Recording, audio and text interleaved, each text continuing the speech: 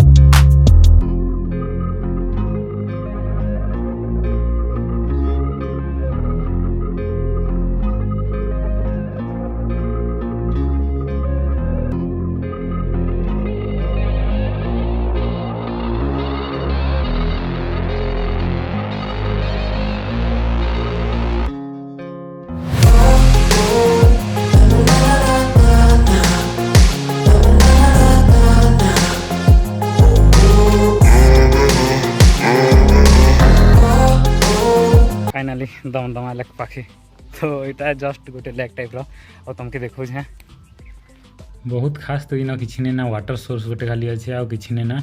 तो यहाँ हूँ दमदमा लेक। तो चलो इनू एका जिमा आउ जेन जहाँ भी किसी मुझे नहीं देखी पारे से रिजॉर्ट रे बहुत किसी थिला से सब इछन वीडियो लास्ट रे देख आउ एंजॉय करो। Even when you feel low, you can still go. Even when you feel slow, you can still go. Even when there's no hope, you can still go. I never answer to no, man, I still go.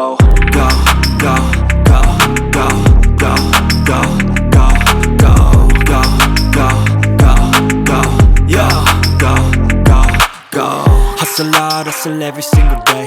I'll be making moves till I'm buried in my grave.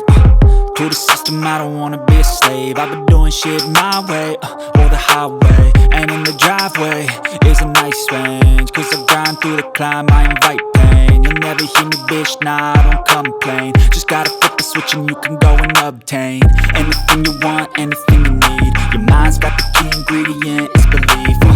They deceive with the negativity, but I just slide right by that energy.